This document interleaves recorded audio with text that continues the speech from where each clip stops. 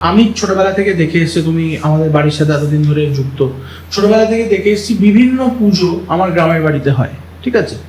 এই ষষ্ঠী সেই ষষ্ঠী বিভিন্ন ধরনের পুজো তো, এবং একটা কথা আমরা শুনে এসেছি যে বাঙালির 12 মাসে 13 পার্বণ। এবার এই 12 মাসে 13 পার্বণের এই কনসেপ্টটা কি? মানে এই মানে তার মানে কি 13টা পুজো হচ্ছে, না 13টা মানে ওটা কেন, ওটা কিসের জন্য হচ্ছে? এটা আমার জানার একটা খুব ইচ্ছা, যে অনেক পুজো তো সেটা কি? ঠিক ঠিক, খুব সুন্দর একটা কোশ্চেন। এটা আমার ভীষণ ভালো লাগলো কোশ্চেনটা। কারণ আমরা বলি, দেখো, ছেলের চেয়ে ছেলের ব্যাগ ভারী।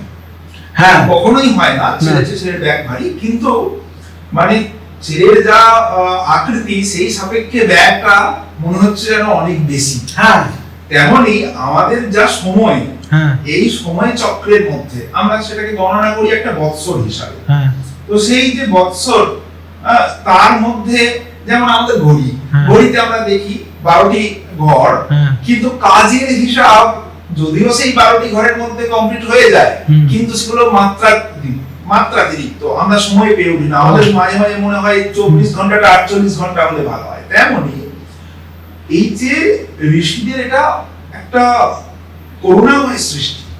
ঋষিরা অত্যন্ত করুণ, আমাদের প্রতি দয়ালু হয়ে করুণা করে তারা এই সিস্টেম তৈরি করেছেন। কিরকম না, মানুষকে যে কোনো প্রকারে ভগবতমুখী করতে হবে।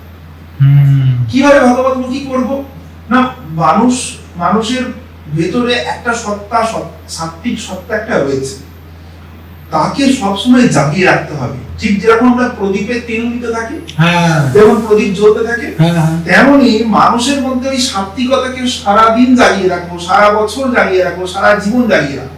কিভাবে জাগিয়ে রাখবে না, উৎসবের মধ্যে দিয়ে। কেমন উৎসব? নববর্ষে মানে 1 জানুয়ারি বা 31শে ডিসেম্বর সেই উৎসবপান করে, নাচানাচি করে মেতে থাকা আমাদের ঋষিরা এটা বারণ করেছেন। আমাদের ঋষিরা বলছেন উৎসবে মাত্র রসে বসে ঠাকুর বলছেন, সেই রসে বসে বা সেই উৎসবে কেমন উৎসব? দুর্গোৎসব। এই ধরনের যে উৎসব, যাবতীয় কিছু, বাড়িতে একটি পুত্র জন্মাবে তার জন্য শুরু হয়ে যাচ্ছে উৎসব প্রথম থেকে। প্রথম যে উৎসব কি হচ্ছে না, নিষেক। আমরা ইন্টারকোর্স বলে বলি বটে, কিন্তু সেই নিষেকটাও একটা উৎসব, সেটাও একটা পুজো পাঠ রয়েছে, তারপরে নির্দিষ্ট দিনে গমন করতে হয়। একইভাবে পুত্র জন্মাবার আগে পঞ্চামৃত, সাধভক্ষণ, তারপরে আরো আগে থেকে শুরু করতে পারতাম বিবাহের আগে অভ্যুরাহ্ন থেকে, যেটাকে আমরা আইবুড়ো ভাত বলি, অভ্যুরাহ্ন। তো এরকম যাই হোক, তারপরেও যেই জন্মালো সঙ্গে সঙ্গে জাতকর্ম, পুত্রের মুখে পিতা মধু দেবে। জাতকর্ম শেষ হলো, তারপরে নামকরণ, অন্নপ্রাশন, উপনয়ন, সমাবর্তন, পরপর চলবে বিবাহ। মানে তাকে সারাটা জীবন অগ্নি, সাক্ষাৎ দেবতা অগ্নি, সূর্য এবং বিভিন্ন দেবতা, ব্রাহ্মণ, গুরুজন, এদের সান্নিধ্যে নিজেকে মানে আমি ব্যক্তিগতভাবে এটা দেখেছি, যেরকম জীবন্ত কোনো মানুষ থাকলে এই বিভিন্ন জিনিসগুলো, মানুষ চলে যাবার পরেও প্রচুর ব্যাপার, আমি যেটা করছি এখন, প্রচুর ব্যাপার আমি সাক্ষাৎ দেখতেই পাচ্ছি। মানে প্রচুর রকমের জিনিসপত্র, সে প্রত্যেকবার সূর্যকে জানানো, গঙ্গাকে জানানো, সবাইকে জানিয়ে সবকিছু করা। মানে এই যে জিনিসগুলো, এগুলো ঋষিরা কি মানে কতটা দূরদর্শী হলে এই জিনিসটাকে ওরা করতে পারে, সেটা মানে খুবই একটা মানে ব্যাপার। আর আমি মূল আরেকটা জিনিস জানতে চাই এই পুজোর ফ্যাক্টরেই, যে এটা তো অনন্তকাল ধরে চলে আসছে, মানে আমাদের সনাতন ধর্মে অনন্তকাল ধরে এটা চলে আসছে, পুজো টুজো সবকিছু চলে আসছে। বাট এখন কোথাও গিয়ে সবকিছু কিরকম একটা সংক্ষিপ্ত হয়ে গেছে, মানে সেই ডিটেল ওরিয়েন্টেড ব্যাপারটা নেই। মানে সবাই ঠিক আছে করে দেয়, মানে ওরকম একটা ব্যাপার। তো সেইটাতে তোমার কি মনে হয় এটা কলিযুগের এফেক্ট? না, ঠিক তা নয়। কলিযুগ এফেক্ট বা এরকম বলবো না।